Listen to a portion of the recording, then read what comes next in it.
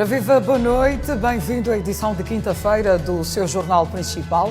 Vamos aos destaques.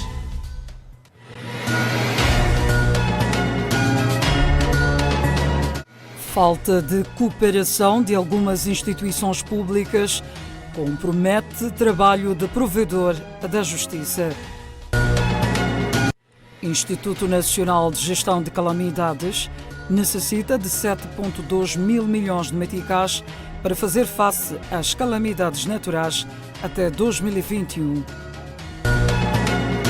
Federação Moçambicana de Futebol exclui Desportivo de Maputo, Incomate e Teste África do Moçambola 2020-2021 por não reunirem requisitos.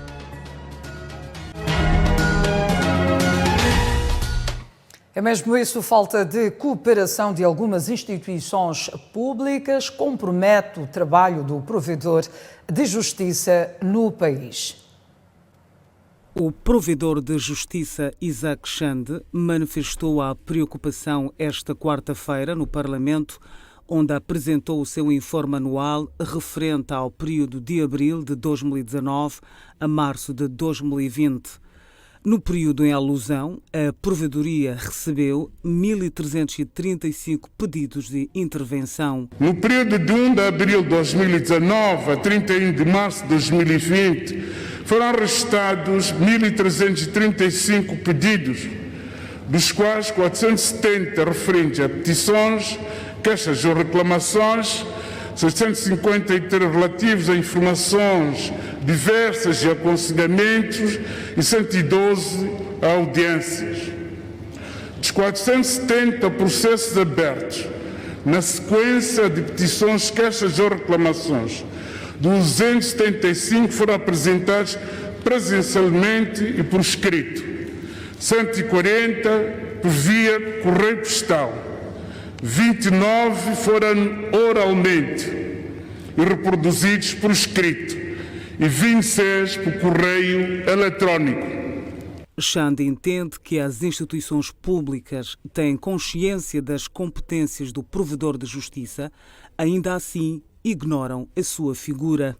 Os dados estatísticos e a informação constante da presente informação anual são elucidativos da evolução registrada na atividade do provedor da justiça, tendo em conta que o número de petições, queixas ou reclamações registrou uma subida na ordem de 20,5% e o número de processos fins também subiu em 33% como consequência do aumento do número de respostas, o que ilustra o aumento de número de instituições públicas que têm conhecimento das funções do provedor de justiça. Apesar de persistirem enormes desafios para a transformação e modernização da nossa administração pública, há progressos assinaláveis devido ao processo de informatização de parte significativa dos serviços, que em alguns casos está a dar resultados palpáveis. No contexto, o responsável indicou os pilares para melhor servir ao cidadão. O provedor de justiça tem como desafios seguintes: consolidar a sua estrutura orgânica, expandir os seus serviços para outros pontos do país, continuar a sensibilizar as instituições da administração pública da necessidade de melhorar a qualidade dos serviços prestados ao cidadão, mobilizar recursos humanos e materiais, também capacitação constante dos técnicos de gabinete do provedor de justiça, aumentar a eficácia da sua atuação em prol dos cidadãos e de uma cada vez maior eficiência e eficácia na atuação, elevar o conhecimento da existência de provedor de justiça no seio dos cidadãos e das comunidades, por forma que possam recorrer aos serviços no caso de violação. Refira-se que cerca de 80% das petições, queixas e reclamações apresentadas ao provedor são de cidadãos do sexo masculino e apenas 20% do sexo feminino. E as bancadas da oposição apontam a figura do provedor de justiça, apontam a ignorância da figura do provedor de justiça e a partidarização das instituições públicas como entrave para a melhoria do setor. Em reação ao informe apresentado esta quinta-feira, a bancada parlamentar da Renamo falou da necessidade de se disponibilizar as instituições públicas de forma a desobstruir a atividade do provedor de justiça. Há muitas instituições públicas que ainda não estão a acatar as orientações do provedor da justiça. Isso tudo deve-se efetivamente a questões políticas. Há uma partidarização da função pública e isto torna inaplicável as leis, quer elas de procedimento administrativo, quer elas de contencioso administrativo, de apelação, quer também os recursos ao superior hierárquico não encontram um provimento fundamentalmente porque há o princípio de partidarização da função pública. Por sua vez, o porta-voz da bancada do Movimento Democrático de Moçambique referiu que a figura do provedor não deve ser ignorada pelas instituições públicas, defendendo a responsabilização dos mesmos. Desse ponto de vista, até em termos de qualidade de informação, este informe traz alguma evolução comparativamente aos últimos informes. Agora, o que tem que fazer a Assembleia da República é dar seguimento, digamos assim, a estas questões denunciadas pelo provedor de justiça, a falta de colaboração das entidades que têm a obrigação de o fazer, porque o provedor de justiça não deve ser ignorado por nenhuma entidade da administração pública, daí que no âmbito da fiscalização parlamentar nós temos de dar seguimento, digamos, a estes elementos. Aquelas entidades que não colaboram e ignoram, obviamente tem de haver consequências por isso, mas não é o senhor provedor de justiça que decide sobre as consequências. Já a bancada parlamentar da Frelimo fez um balanço positivo do informe do provedor de justiça. Sem dúvida, é uma avaliação positiva. O informe vai ao encontro daquilo que são as nossas expectativas. Nós sentimos que o provedor da justiça, o digníssimo provedor da justiça, trouxe uma informação muito detalhada em relação àquilo que é a demanda dos cidadãos em relação à administração pública. Isto prova claramente que há um crescimento desta instituição do provedor da administração da justiça, mas além disso há um elevar de consciência por parte dos cidadãos na procura destes serviços e os resultados são visíveis. Acredito que muito melhorou em relação àquilo que é a aproximação dos cidadãos à administração pública. E nós, como bancada parlamentar da Frelimo, damos nota positiva a esta informação que hoje nos foi prestada. A oposição defende igualmente a descentralização da Provedoria da Justiça de forma a garantir maior acesso à justiça às populações carenciadas. Instituto Nacional de Gestão de Calamidades necessita de 7,2 mil milhões de meticais para fazer face às calamidades naturais até 2021. A proposta orçamental referente ao plano de contingência de calamidades deverá ser submetida ao Conselho de Ministros nos próximos dias. A informação foi partilhada esta quinta-feira, à margem da segunda sessão do Conselho Coordenador de Gestão de Calamidades, que decorre na cidade de Maputo. Para este cenário 2, nós prevemos que, de facto, haja uma probabilidade em termos de orçamento em 7,2 mil milhões de meticais, de modo que este plano de contingência possa ser aprovado e elaborado, neste caso, para a sua posterior utilização. Na ocasião, a diretora-geral do Instituto Nacional de Gestão de Calamidades, Luísa Meck, explicou que o plano de contingência vai atender 1.684.000 pessoas em risco no território nacional. Praticamente a nível do nosso país, durante a época chuvosa 2020-2021, uma população em risco em cerca de 1.684.000 pessoas. esta seria a previsão que realmente nós prevemos, e com isto nós fomos trabalhando a nível de todos os setores, a nível do país, para que depois pudéssemos traçar o nosso plano de contingência. Mas temos a referir que, a nível interno, como governo, existe um valor alocado para a implementação do plano de contingência e que depois teremos um déficit, e com o déficit que realmente for proposto, este é que nos vai ajudar na mobilização dos recursos a nível nacional, assim como a nível internacional. Questionada sobre o drama de mais de 1000 deslocados de guerra e que a cada dia chegam à cidade de Pemba em busca de segurança, Luísa Meque minimizou a situação. Nós não podemos atualmente dar com exatidão aquilo que realmente são os números exatos que se prevê em termos de deslocados.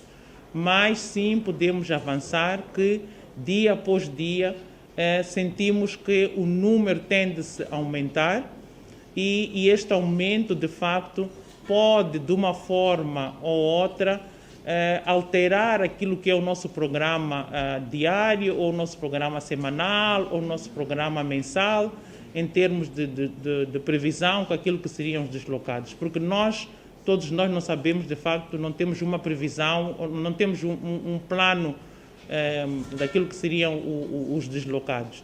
Mas do que nós temos em termos de plano de contingência, este valor, sim, sem ter o valor exato, nós poderíamos usar este valor para que, de facto, este valor possa ajudar aquilo que são as dificuldades ou as necessidades dos nossos deslocados. O Governo tem, neste momento, disponíveis 800 milhões de meticais para mobilizar o plano de contingência no país.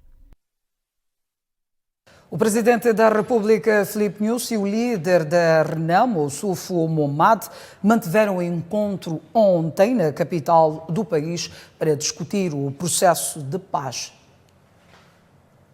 Foi um encontro cujo objetivo era de renovar o compromisso assumido a quando da assinatura do Acordo de Paz e Reconciliação Nacional entre o Presidente da República e Oussoufou Momade, Presidente da Renamo. As partes renovaram o interesse de continuar com o processo de desarmamento, desmobilização e reintegração dentro do prazo estabelecido. O comunicado enviado à imprensa fez saber também que 3 bases militares da Renamo em Sofala foram encerradas esta quarta-feira, nomeadamente em Inhaminga, Xiringoma e Maringue. Por outro lado, dos 5.000 elementos do maior partido da oposição no país que se espera que entreguem as armas no âmbito do acordo, cerca de 1.306 guerrilheiros já foram abrangidos pelo processo de desarmamento, desmobilização e reintegração. De referir que o Presidente da República e comandante em chefe das Forças de Defesa e Segurança, Filipe Nyusi, prometeu investigar as denúncias feitas pela Renamo sobre as alegadas perseguições, sequestros e assassinatos dos seus membros em algumas regiões do país.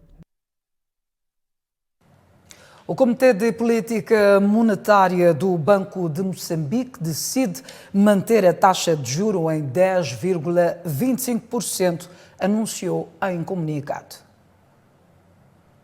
A decisão é justificada pelo agravamento dos riscos e incertezas num contexto em que as perspectivas de médio prazo apontam para uma tendência de aumento de preços em 2021, refere o comunicado. A atividade económica encontra-se reprimida devido à pandemia de Covid-19, acrescenta o Comitê de Política Monetária, no dia em que decidiu igualmente manter as taxas da Facilidade Permanente de Depósito, FPD, e da Facilidade Permanente de Cedência, FPC, em 7,25% e 13,25%, respectivamente. Aquele órgão do Banco de Moçambique manteve ainda os coeficientes de reservas obrigatórias para os passivos em moeda nacional e estrangeira em 11,50% e 34,50%, respectivamente. O Banco de Moçambique garante que o mercado cambial doméstico continua com níveis adequados de divisas e que as reservas internacionais brutas permitem cobrir acima de 6 meses de importações de bens e serviços. O regulador prevê uma retoma lenta em 2021 e alerta para um aumento da pressão sobre as finanças públicas.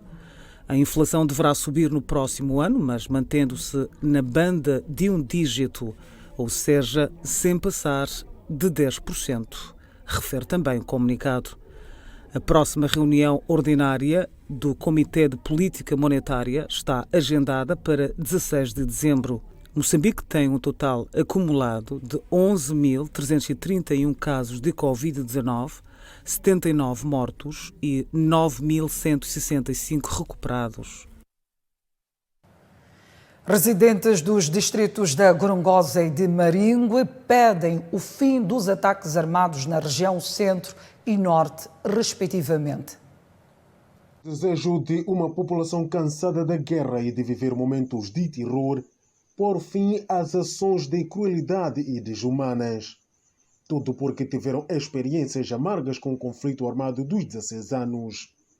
Por isso, pedem a intervenção incansável do governo para pôr fim à instabilidade em Manica e Sofala. Ao sair daqui para a beira, aqui no caminho tem que ir com dificuldade. O que nós queremos, estamos a pedir o nosso presidente para poder sentar com esse nhongo. Para nós sair daqui para a beira, livremente, não ter dificuldade, não ter problema no caminho. Por exemplo, de Gorongosa para Enxope. É aí onde tem muita confusão, por causa de nhongo. Estamos a pedir grande favor. Patriota que é, esta líder comunitária pede que o mesmo seja feito para pôr fim à insurgência em Cabo Delgado. Cabo Delgado, nossos irmãos estão a morrer, nossas irmãs estão a morrer, crianças que não fizeram nada estão a morrer, estão a ficar viúvas lá, mulher sem marido, marido sem mulher, criança sem pai. Isso é triste no nosso país. Nós queremos que o nosso presidente conversar com esse grupo de Cabo Delgado para acabar, para sangue não cair mais no chão. Estamos cansados com sangue. Todo momento, sangue está a cair no chão. Pretendem com isso os nossos entrevistados que o país não possa regredir. Maringue antes era Maringue que com conflitos, né? Então as estradas não passava nenhum carro, não passavam as pessoas assim a pé, nem atrasadas não conseguiam andar. Mas agora não, agora já estamos bom. Não há confusão, Maringue está tranquilo. Você passeia aqui a qualquer hora, não existe confusão, não existe bandidagem. Eu penso que isso já é um bom sinal, né? É um bom sinal. O que é que gostaria que acontecesse daqui para frente? Eu penso que daqui para frente as coisas ainda melhoraram. Nós estamos à procura da paz e continua assim como é que está, tranquilo, que as pessoas andem bem. Culimar, sem problema, ir nas machambas para ter boa produção, sem ter problema, sem ter medo de ir na machamba. Assim quer a população de Maringue, tanto quanto os residentes de outras parcelas do país. De volta às notícias, menor de 9 anos morre afogada numa barragem no bairro Nhamaonha, na cidade de Climane. Tudo começou quando o menor, que em vida respondia por Santos Alface, de 9 anos de idade, saiu na companhia dos seus amigos para nadar nestas águas, mas devido à profundidade e falta de domínio da natação, este acabou por afundar. Os profissionais do Serviço Nacional de Salvação Pública, conhecido por bombeiros, foram solicitados e, depois de longas horas de busca, conseguiram localizar o corpo do menor. Referimos que no dia 20, corrente mês, um grupo de menores estava numa pequena barragem no bairro Nhamaonha, onde um deles acabou se afogando e encontrou a morte naquele local. A informação chegou ao Serviço de Salvação Pública já no dia 21, através do pai do menor, quando a equipe deslocou-se, fez atividades de busca e por fim culminaram com a remoção deste corpo lá no fundo das águas. O pai do menor disse que a informação de seu desaparecimento chegou tarde, o que fez com que a vítima não tivesse o pronto-socorro. Às 15, 16 horas, eu liguei para o serviço. Eu tive a manadeira para me ligar. Dali, me ligou de noite. O santo não veio, 21 horas, onde 22 horas. Não veio, essa manhã eu amanheci muito, fiz serviço, cheguei em casa. Apanhei aquele nudo e ficou chateadamente. Já compassei no campo. Ele então passou no outro lado e eu passei no outro lado. O porta-voz do Sensap em Manica, José Johnny, disse que com a aproximação do fim de ano é necessário que os banhistas tomem devidas cautelas para evitar casos similares. Neste momento, o Serviço de Salvação Pública ainda reitera para que o público observe aquilo que são as medidas de segurança e que não deixe as crianças dirigir-se aos locais de natação sem a companhia dos seus progenitores, das pessoas mais velhas. Refira-se que na província de Manica vários são casos de menores que perdem a vida vítimas de afogamento nas barragens e rios. Infelizmente, menor morre afogada numa barragem no bairro Nhamaonha, na cidade de Chimoio. Enquanto isso, continua o braço de ferro entre proprietários de uma residência e uma mulher que destruiu 2 casas para criar via de acesso no bairro Ulen B, arredores da cidade de Maputo.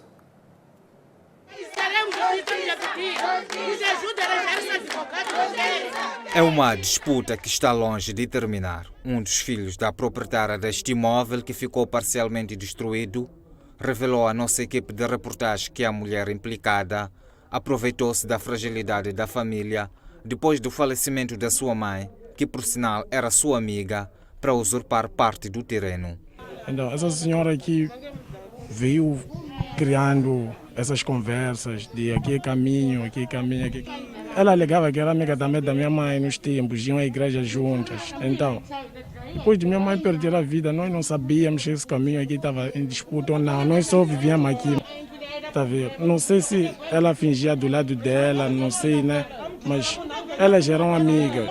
Então, ela viu a primeira pedra ser posta ali no chão, não falou nada durante esse todo o tempo. Vem falar agora. Órfão de mãe e abandonado pelo pai, procurou contornar as dificuldades até que conseguiu uma declaração datada de 31 de agosto de 2016, emitido pelo antigo secretário do bairro, que confirma ao tribunal que o imóvel em causa não faz parte do espaço em disputa, onde existia um moinho de vento. Eu tentei localizar o meu pai, tentei localizar de todas as formas, apesar de ele nos abandonou, já não está para nós. Ele me entregou esses documentos aqui. Tenho documentos, esses documentos segui até em casa do meu avô, que meu pai meteu, e esse documento diz que esse terreno aqui não faz parte do espaço em que ela diz que é caminho dela. A vítima acrescentou ainda que nem sequer ordem do tribunal foi exibida para efeitos de execução. Nenhum despacho, não vi nenhum despacho, não vi ninguém que diga que possa ser do tribunal. Ela só diz que são pessoas do tribunal e esse papel quem tem esse despacho é ela só. Colocou o portão. Eu admiro porque que ela colocou o portão lá, porque que não colocou aqui, porque diz que esse caminho aqui é dela, né? Então que coloque o portão aqui, não lá. Neste local já está vedado. Ela colocou um portão que dá acesso à sua residência, como quem está a legitimar esta entrada, apesar das contestações levantadas pelos populares que são vizinhos desta residência. São imagens de Constácio Citói, Filipe Muyanga, TV Sucesso. E moradores do bairro Lene B, juntamente com a vítima, exigem com que a mulher que destruiu as 2 residências naquele local prove a decisão do tribunal.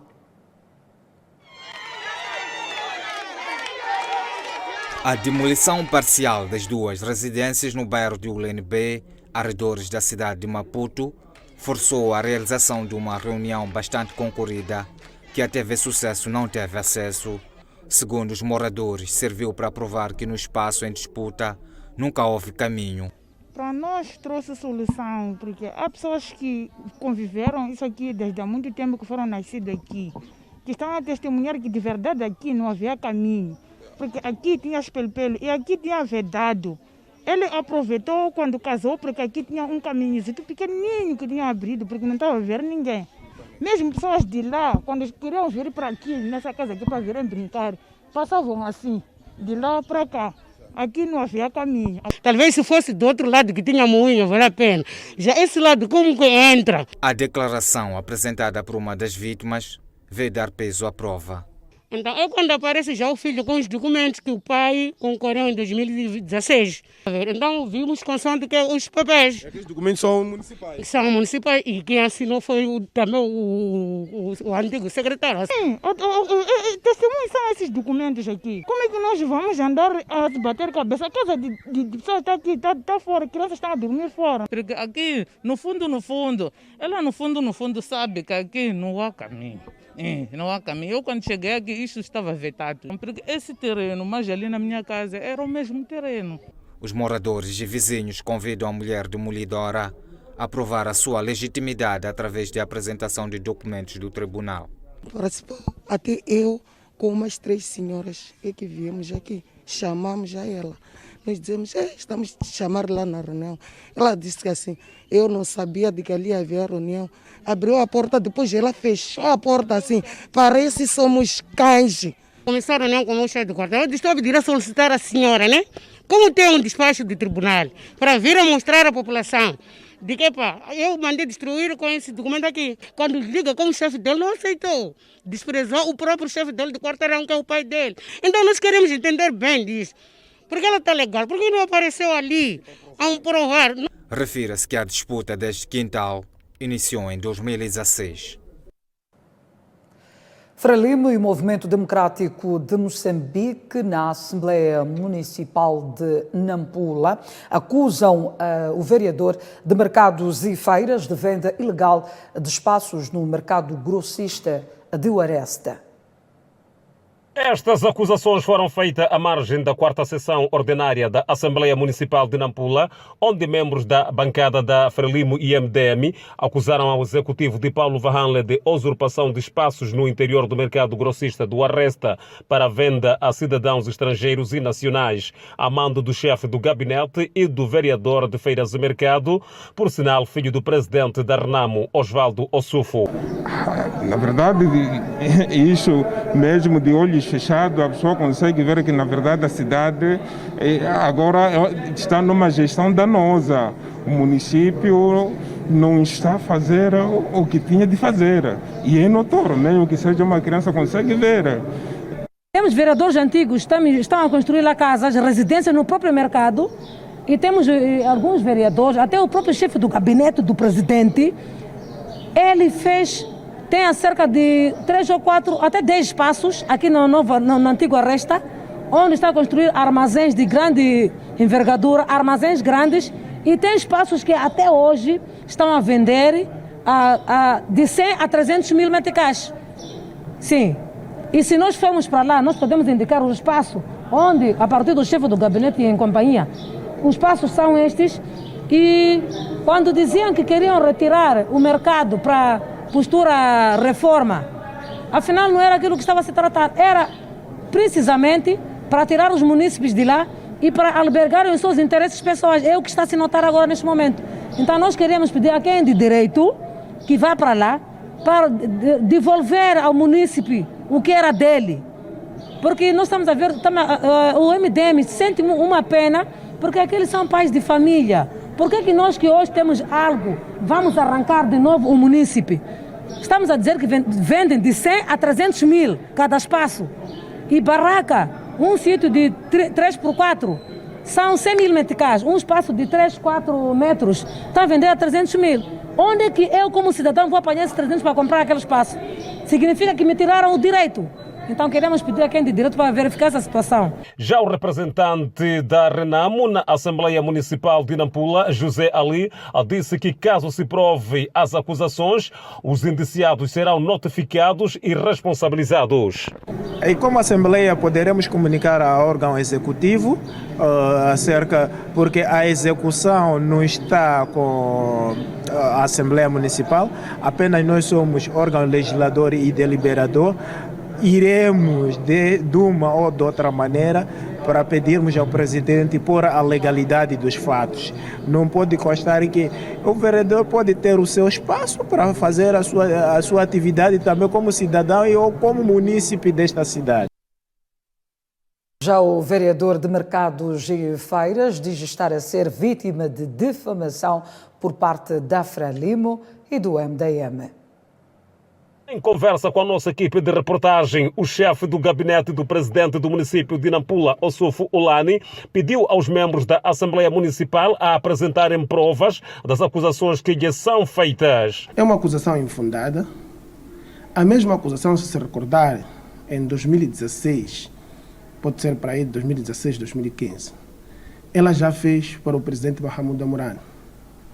E por causa disso foi a pioneira para o MDM ficar zero por todo o país. Por outro lado, quando alguém está numa governação e num lugar como chefe do gabinete, eu entendo que todos gostariam que estivessem aqui. Isso transforma-se na pessoa da Maroviça uma normalidade, ladrar. Eu acho que é direito dela de falar, apesar dela não saber que não sabe o que diz, mas o importante mais do que isso é que ela leve os jornalistas, encontre os tais clientes que compraram os espaços e faça um nexo de causalidade entre estes clientes e o chefe do gabinete, o Sr. Fulano. Mais do que isso, não é possível. Neste país, o que é importante é aquilo que é possível demonstrar. Não é o que as pessoas pensam que devem dizer. Situações como essas qualquer um pode dizer, e nós consideramos pessoas desse tipo, pessoas que falam à toa. Precisa levar os jornalistas, irem para o local, encontrarem a clientela e mostrar que quem vendeu isto é o SUF. Estamos a falar de um processo de quando? Um processo de requalificação do mercado feito há quase 2 meses. Ela hoje está a denunciar isso, não sei qual é o fundamento. Mas provem, procurem para provar, para depois termos uma solução. Mas é infundado. A Federação Moçambicana de Futebol exclui, neste caso o Desportivo de Maputo, Incomate e Teste África do Moçambola 2020-2021 por inobservância de requisitos de pró-licenciamento. A decisão consta de um comunicado de imprensa da instituição partilhada esta quinta-feira. Segundo a Federação Moçambicana de Futebol, a exclusão resulta da falta de observância de requisitos estabelecidos como imperativos para o processo de licenciamento de clubes.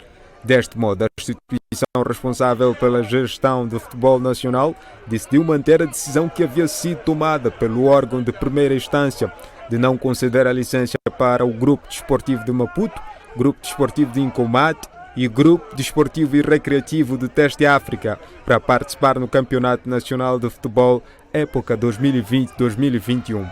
O documento refere igualmente que os clubes excluídos deverão candidatar-se à licença de participação para a segunda divisão, estando sujeitos à observância dos critérios e requisitos fixados para a respectiva competição nos termos estabelecidos pelo prolicenciamento. De acordo com os regulamentos da FIFA e CAF, cabe exclusivamente aos órgãos de decisão de licenciamento, nomeadamente o órgão de primeira instância e o órgão apelo de atribuição de licença, bem como aplicar a sanção quando for necessário. Por hoje é tudo. Voltamos a cruzar caminho amanhã, mesma hora. Boa noite.